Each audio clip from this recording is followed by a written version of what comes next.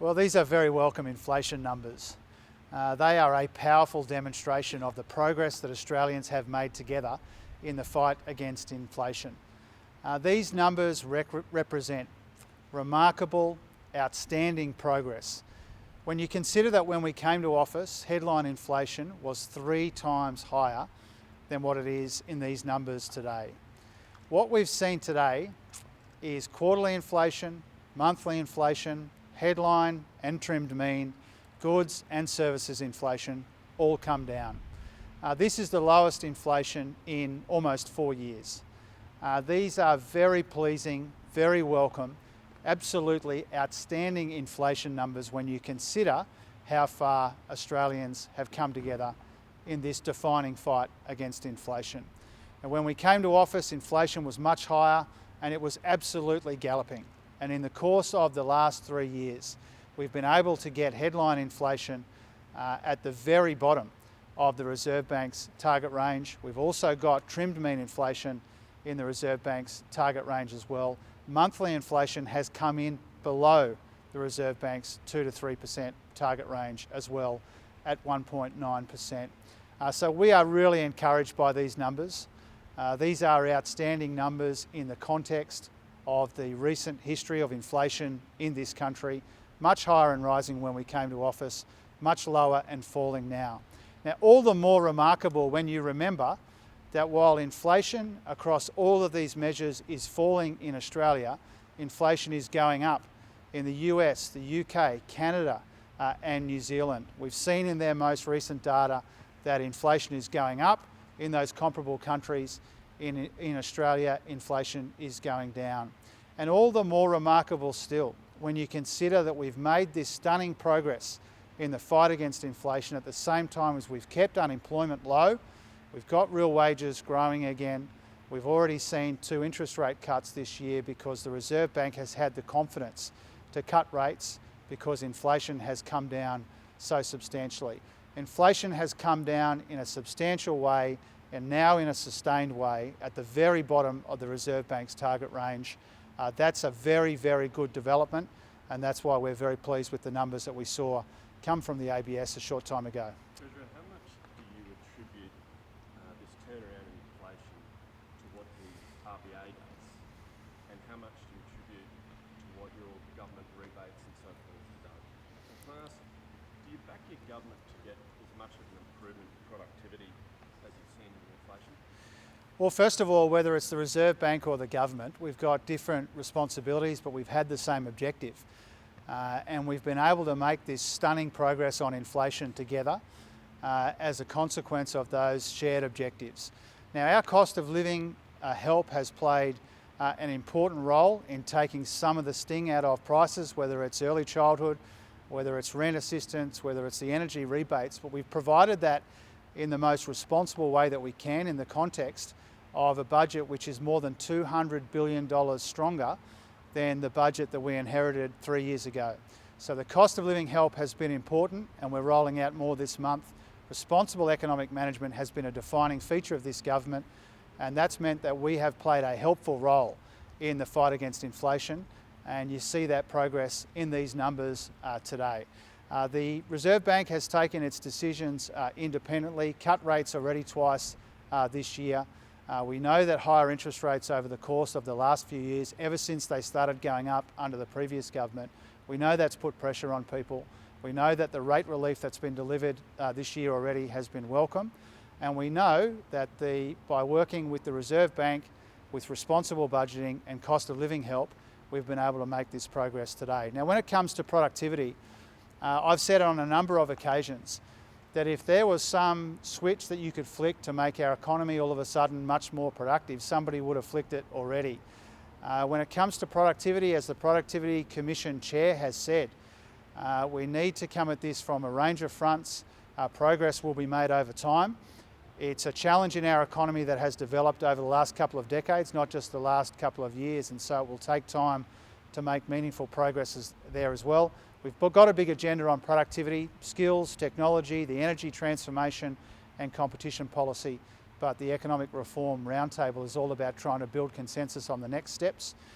We've had these cost of living pressures, we've got this inflation in our economy, but we've also got persistent structural issues in our economy as well, and increasingly they will be our focus. Treasurer, you've had inflation at the monthly level down underneath the RBA's target. Inflation in Sydney and Melbourne, the two biggest consumer markets, is at 2 or below. Unemployment has ticked up and at 2 decimal places has gone up the last 4 months. Are you getting a little concerned that the economy is too soft?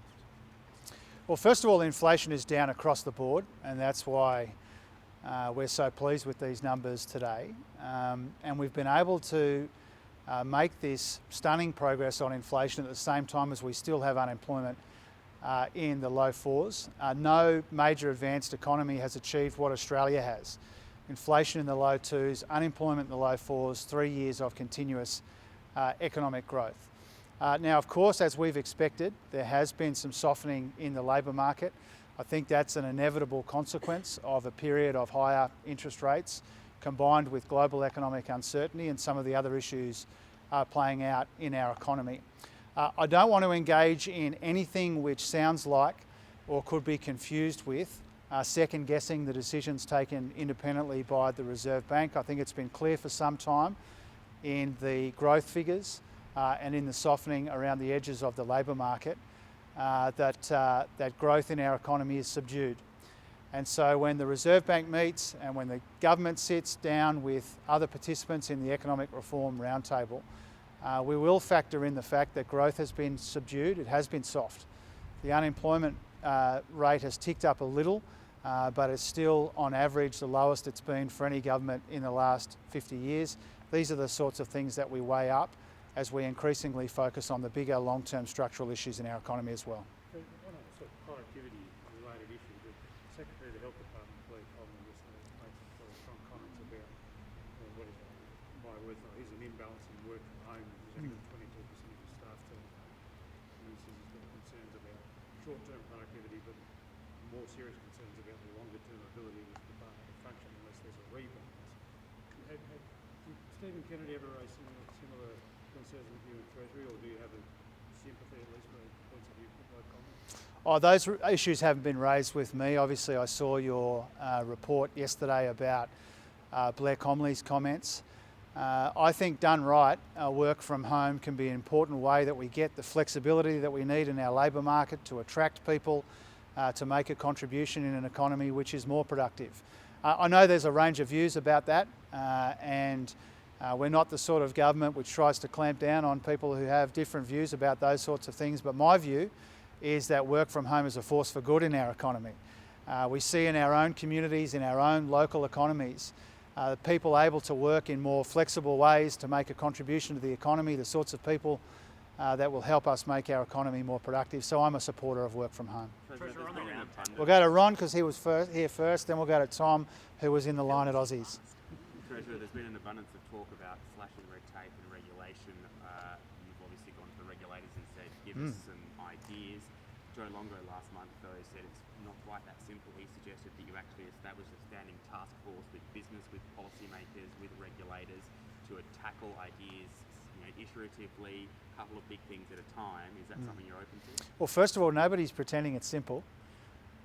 These are complex interactions in our kind of regulatory architecture. And I want to thank Joe for the way that he's come at this task with enthusiasm. In fact, all of the regulators that I deal with in my portfolio, and my understanding a number of the regulators in other portfolios, are really grabbing this opportunity to work out how can we make sure that our regulatory environment achieves our ends at the same time as isn't a handbrake on growth and productivity in our economy. And so Joe's been terrific, as have the other regulators as well. I would anticipate that this is something that requires ongoing work. Nobody should expect that on the Thursday night of the Economic Reform Roundtable we have every challenge in our economy fixed, but there's an extraordinary amount of enthusiasm amongst the regulators, amongst the business community and the community more broadly to work out how we can have better regulation, smarter regulation, in a way that that delivers on the standards that we want to see without hampering growth and productivity in our economy. on a standing working group? Well, I don't want to preempt the discussions we have at the Economic Reform Roundtable on that. Clearly, we'll need some kind of ongoing work, and this is a government which is very consultative. We work through issues in a considered and methodical way. That's how we roll. And so I can imagine there'll be some ongoing work, but I'm not prepared to nominate now how we set that up. I take Joe's views very seriously. As I said, he's come at this with real enthusiasm, and so no doubt I'll have a conversation with him about his idea at some stage.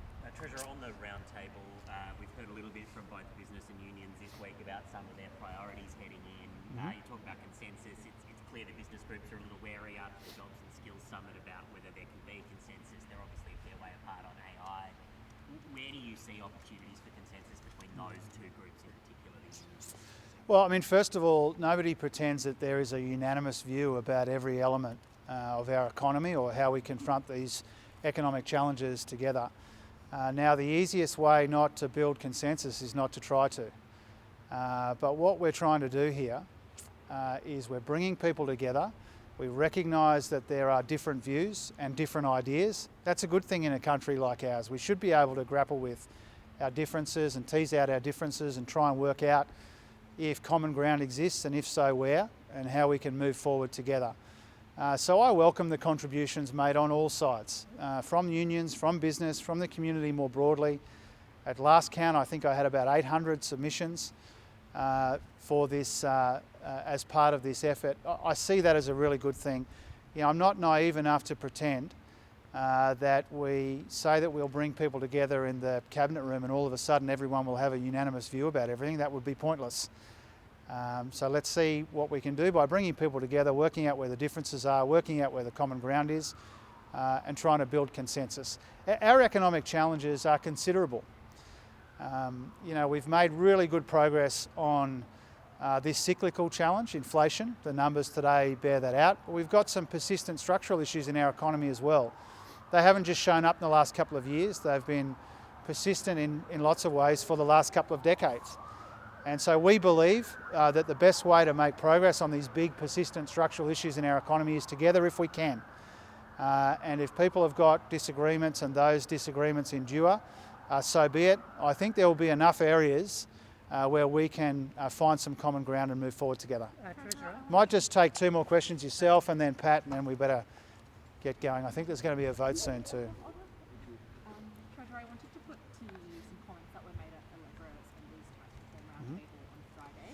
Both herself and Ken Henry said that the current reliance on personal income tax was unfairly affecting young people. They mentioned things like market creep. Yeah.